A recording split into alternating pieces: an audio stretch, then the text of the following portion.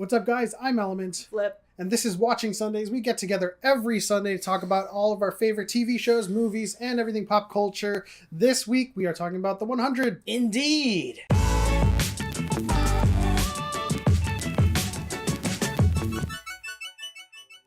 So The 100 is finally back, Season 6, Episode 1. Yes. Sanctum. So now we rejoin our illustrious crew as they find a new planet. They just got done with that war between the prisoners and the Grounder army. Just to slowly recap what happened previously, it was a long time ago, I feel like. Yeah. The 100 is one of those shows that just kind of takes a really long-ass break. And then it comes back all of a sudden. He was texting me the other day. He's like, yo, 100 is back. He's like, when did that happen? So, yes, recapping, they were at war with the prisoners who came down after the Prime Fire. And, it was a huge war. And apparently the solution to that, obviously, they thought they had to, escape and drop bombs on the entire gorge. Yeah. And they lost over 300 people, including their own. And so they went into cryosleep, and Monty apparently decided to just stay out of cryosleep. And they discovered a planet from the files of Aegis 5, and that planet has now been discovered by the crew as they start awakening. And I have to say, with this show, they're really successful in making planets look like actual planets. Now, I'm gonna throw the Orville under the bus here. Every single planet they visit. The Orville? Every single planet the Orville visits seems to look like Arizona or Nevada. It's a desert planet with succulents, right? Yeah. And it's just like the simple things that they did with this episode, like recoloring the vegetation, recoloring the plains, and recoloring the sky itself to not just be blue, kind of was a success and making me feel like it was a different planet. Well, I would say that they did a really good job introducing the planet, but once you get further into the episode, it did start looking like Arizona again.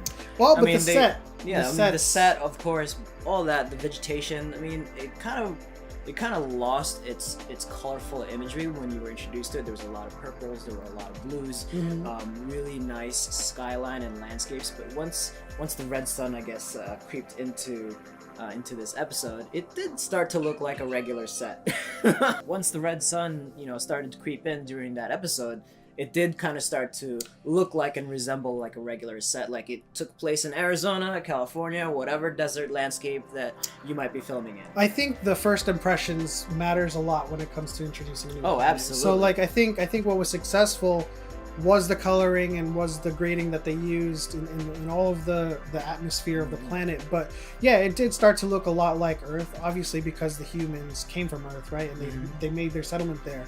The one thing that did stand out was the castle that they came across that looked like Fillory. We must be in Fillory. Yeah. It's a cross between Fillory and the Orville. I don't know, something about the Orville though. I think they just concentrate their budget where they need it most. Yeah. And I think for shows like The 100, they really kind of put in the effort on the set pieces when you first... The atmosphere. Yeah, the atmosphere of it. And then after that, it just kind of goes back. It's always going to look like a human thing. Yeah. Because obviously humans have settled that planet, right? And they have their normal houses. They have their normal furniture. Yeah. They found an iPod. And things are mysterious from the get-go. Very mysterious. Very ominous. And we had our first death of the season really quickly. Shaw running into some kind of obelisk... laser Tesla tower I think, barrier system. I think you have to kind of, as soon as you get laid or as soon as you have a scene where you're super happy and you finally found somebody, of course you're gonna die, right? That is the case if you don't have plot armor.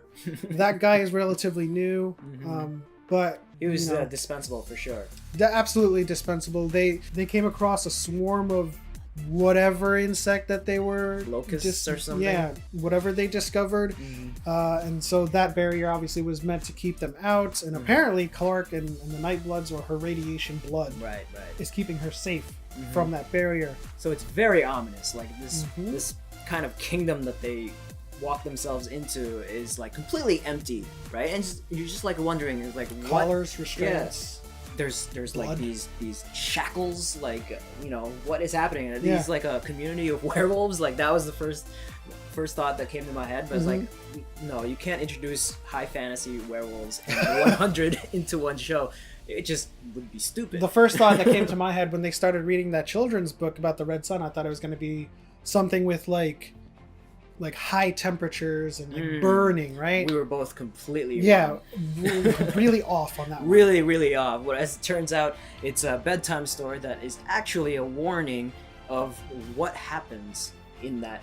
Yeah. Like when the sun eclipses, I guess, like something in the air that turns people mad or insane. Yes, and that is actually a lot better than what we were I was guessing. like shocked. I was like, oh, Amori?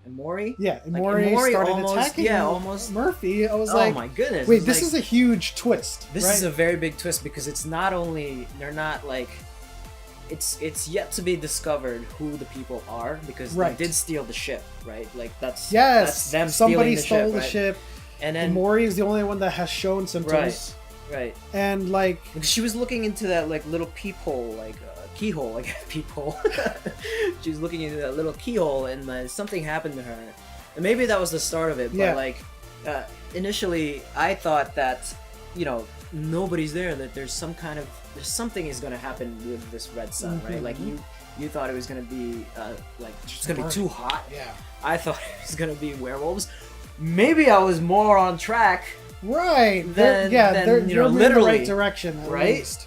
But it's a huge, it's a great twist in the fact that I thought they were going to have some more external conflicts, but it looks like that the atmosphere they're in right now is going to be causing more internal strife, right? They're already at a boiling point with each other, like Octavia and Kane and Abby and Raven. They all relatively hate each other on the inside, and now it's all going to be brought to the surface by this red sun. Yeah, and poor Raven, she just found love, and then the love of her life is suddenly dead. Kane is almost like on the verge of death. Kane had to go back into cryo because They really Abby started this. they really started this season with high stakes. I mean, like granted, Shaw is dispensable at this point, at least to me personally. Right.